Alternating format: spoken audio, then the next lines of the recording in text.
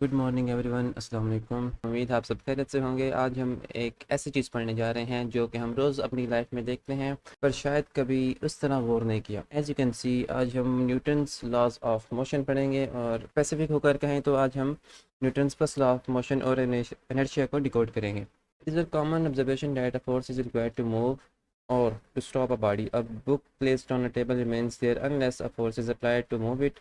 A ball rolling on the floor should continue to move with the same velocity in the absence of an applied force. But practically we see that it is not true. फिर एक आम सी मिसाल लेते हैं। अगर एक table पर book रखी हुई है जैसे कि आप इमेज में देख सकते हैं, तो क्या वो बुक खुद ब खुद चलना शुरू हो जाएगी? ऑब्वियसली नहीं। जब तक उसे हाथ से पुश नहीं करेंगे तो वो वहीं रहेगी। लेकिन अगर एक बॉल जो है फ्लोर पर रोल कर रही है तो आइडियल सिचुएशन में उसे चलते रहना चाहिए, पर प्रैक्टिकली क्या होता है, कुछ दूर जाकर बॉल रुक जाती है। क्यों? क्योंकि वहाँ एक अपोजिंग फोर्स काम कर रही होती है जिसे हम फ्रिक्शन कहते हैं। The ball stops after covering some distance. In fact, an opposing force, friction, causes the ball to stop. Newton expressed such observation in his first laws of motion, which states that a body continues its state of rest or of uniform motion in a straight line unless acted upon by some external force. जो एक जिसम है वो rest की हालत में रहेगा हमेशा के लिए या फिर अपने यूनिफॉर्म मोशन में रहेगा, अनलेस अनलेस अगर उस पर कोई एक्सटर्नल फोर्स अप्लाई होती है। जैसे कि अगर बॉल रोल कर रही है तो वो रोल करती रहेगी अगर उस पर फ्रिक्शन अप्लाई ना हो। ठीक है, बॉल कभी भी नहीं रुकेगी। अब इसको एक रियल लाइफ एग्जांपल से समझते हैं। When a fast moving bus stops suddenly, the passenger tends to bend forward. It is because they want to continue their motion. आप सबने कार या बस में ट्रैवल किया होगा। जब एक fast moving bus suddenly brake लगाती है तो क्या होता है? हम आगे की तरफ गिरते हैं।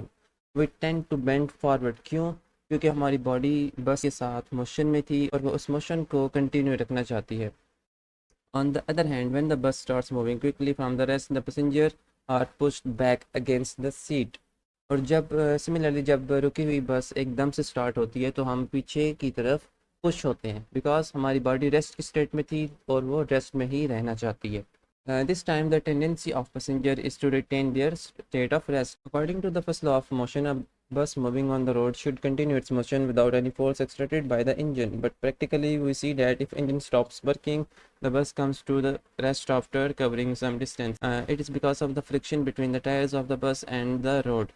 All the bodies moving on the earth are stopped by the force of friction. If you were in outer space, ये वही ऊपर से जो एग्जांपल है कि जैसे वो रोलिंग बॉल वाली थी ना, कि अगर एक बॉल को ज़मीन पे धकेला जाए तो वो खुद ब खुद कुछ वक्फे कुछ डिस्टेंस कवर करने के बाद रुक जाती है। तो इसी तरह जो बस का अगर इंजन बंद हो जाए तो वो भी कुछ वक्फे कुछ डिस्टेंस कवर करने के बाद वो खुद ब खुद रुक जाता है ड्यू टू फ्रिक्शन।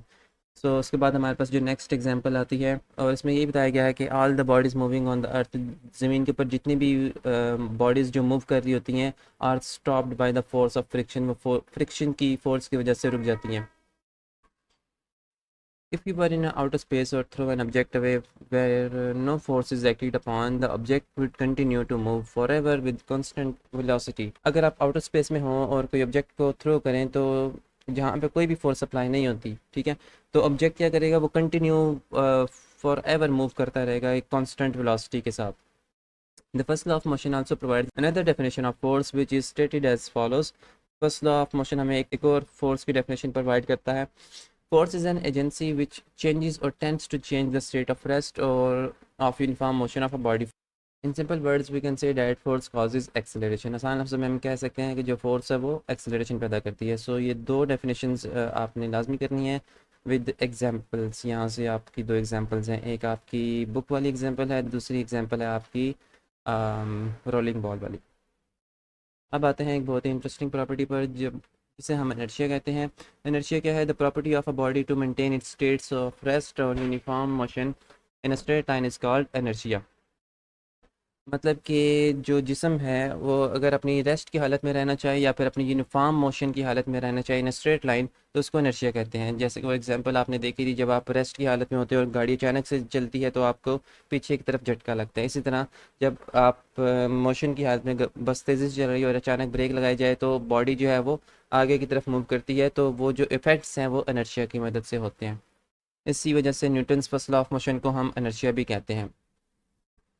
एक ज़रूरी बात याद रखें, the greater the mass of an object the greater it's is it's inertia, मतलब किसी जिस्म का जो वज़न है वो ज़्यादा होगा तो उसका इनर्शिया भी उतना ही ज़्यादा होगा। The mass of object is the measure of its inertia. ये लाइन इसको हाईलाइट कर लें। अब आप इमेज में देख सकते हैं कि अगर एक टेबल पर बर्तन रखे हों और उस टेबल पर आप टेबल क्लॉथ को एकदम झटके से खींचें तो बर्तन अपनी जगह से नहीं गिरते बल्कि वो वहीं रहते हैं। ठीक है, जैसे कि आप देख सकते हैं पिक्चर में। क्यों? क्योंकि अचानक पुल की वजह से बर्तन का इनर्शिया उन्हें रेस्ट की स्टेट में ही रखना चाहता है। ये मैजिक ट्रिक नहीं बल्कि सिंपल फिजिक्स है। आप लोगों ने अक्सर ये किसी वीडियोस में या देखा हो तो आप ये घर पे भी ट्राई कर सकते हैं, लेकिन ध्यान से शीशे के बर्तन इस्तेमाल ना कीजिएगा। As a result of the role of inertia in Newton's first law, this law is sometimes called as the law of inertia. तो स्टूडेंट्स, आज हमने समझा कि न्यूटन्स फर्स्ट लॉ क्या है, फोर्स कैसे काम करती है और इनर्शिया किस बला का नाम है। अगले लेक्चर में हम न्यूटन्स के सेकंड लॉ को एक्सप्लोर करेंगे। तब तक के लिए इस कंसेप्ट को अच्छे तरीके से रिवाइज करें और लिखना भी है ये आपने। ठीक है, आपने ये दो डेफिनेशंस लिखनी है, ये फोर्स की डेफिनेशन और Newton's first law of motion की डेफिनेशन। एंड यहाँ से आपने दो एग्जांपल्स लिखनी है और यहाँ से आपकी इनर्शिया की डेफिनेशन। तो ये तीन डेफिनेशन विद एग्जांपल्स, ठीक है, ये आपने लिखना है। सो उम्मीद है आपको आज के लेसन समझ आएगा। So until next time, stay blessed and Allah हाफिज़।